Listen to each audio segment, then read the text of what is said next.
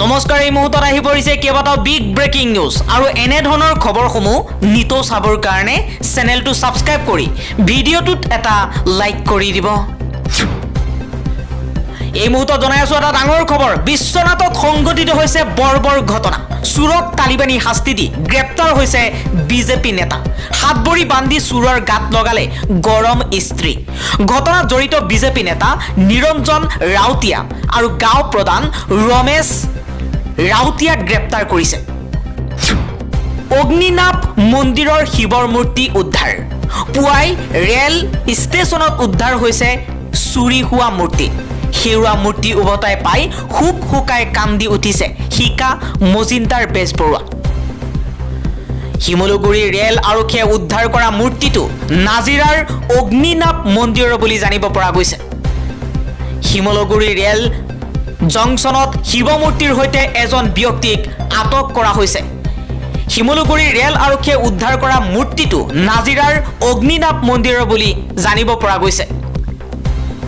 খবৰ অনুসৰি বৃহস্পতিবাৰে নিশা নাজিৰাৰ অগ্নিনাভ মন্দিৰৰ পৰা চুৰি কৰিছিল শিৱৰ মূৰ্তিটো। এজন লোকক আটক কৰা হৈছে। শিমলুগুৰি ৰেল আৰক্ষীয়ে শিৱ মূৰ্তি আৰু অলংকাৰ সহ আটক কৰিছে চুৰটোক। আটক কৰা চুৰটোৰ নাম হৈছে আৰিফ আলী।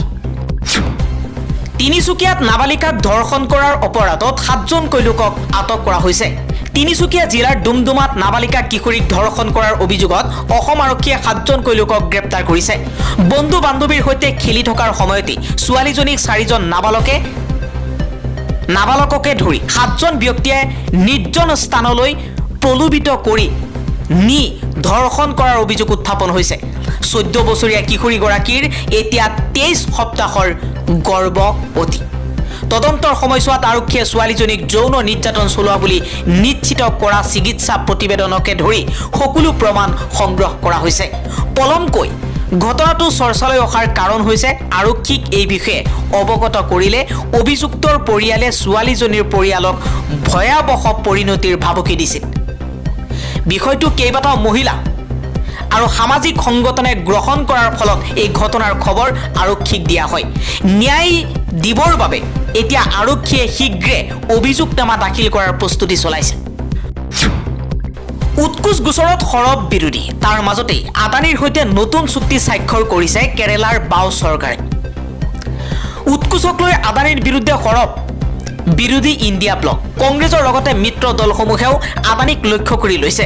ইপিনে কেৰালাৰ বাও মৰ্চাৰ চৰকাৰে আদানীৰ সৈতে ৰাজ্যখনৰ বন্দৰ সন্দৰ্ভত এক পৰিপূৰক চুক্তিত স্বাক্ষৰ কৰিছে। 3দিনীয়া ভ্ৰমণসূচীৰে উৰিষ্যালৈ উৰা মাৰিছে প্ৰধানমন্ত্ৰী নৰেন্দ্ৰ মোদী। অংশ ল'ব ৰোড শ্ব'ত। প্ৰধানমন্ত্ৰী নৰেন্দ্ৰ মোদীয়ে ৰাজ্যখনত অনুষ্ঠিত হ'ব লগা বিধানসভা নিৰ্বাচনৰ পূৰ্বেই মোদীৰ এই উৰিষ্যা ভ্ৰমণ ৰাজনৈতিক দৃষ্টিকোণেৰে অতি গুৰুত্বপূৰ্ণ। মুছলেক আলীৰ মুক্তিপণ হিচাপে 25 লাখ টকা দাবী। নামতোলাত 24 ঘণ্টীয়া পথ অৱৰোধ সংগঠনৰ।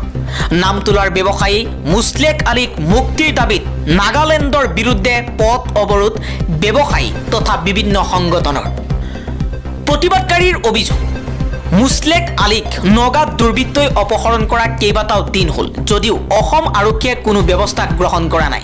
সেইবাবে শুকুৰবাৰে পুৱা 5 বজাৰ পৰাই নামতোলাত নাগালেণ্ডৰ বিৰুদ্ধে পথ অৱৰোধ কৰে ব্যৱসায়ী তথা সংগঠনসমূহে, যাক লৈ অসম নাগালেণ্ড সীমান্তত তীব্ৰ উত্তেজনা দেখা গৈছে। নামতোলাত আৰক্ষী আৰু অৰ্ধসামৰিক বাহিনীও মোতায়েন কৰা হৈছে। ইয়াৰ মাজতে অপহৃত ব্যৱসায়ী মুছলেক আলীৰ আন এটা ভিডিঅ' প্ৰকাশ পাইছে। অপহৰণৰ পাছতে দুৰ্বৃত্তই ভিডিঅ' বাৰ্তাৰ জৰিয়তে জনাইছিল যে তেওঁলোকে ড্ৰাগছ ব্যৱসায় কৰি নগা সমাজ ধ্বংস কৰাৰ বাবে মুছলেক আলীক অপহৰণ কৰিছে। তাৰ পিছত পুনৰ আন এটা ভিডিঅ' বাৰ্তা প্ৰেৰণ কৰি মুছলেক আলীৰ মুক্তিৰ বাবে 25 লাখ টকাৰ দাবী কৰিছে নগা দুৰ্বৃত্তই। মুছলেক আলীৰ ভিডিঅ' বাৰ্তা প্ৰেৰণ কৰি 25 লাখ টকা দাবী কৰিছে অপহৰণকাৰীয়ে।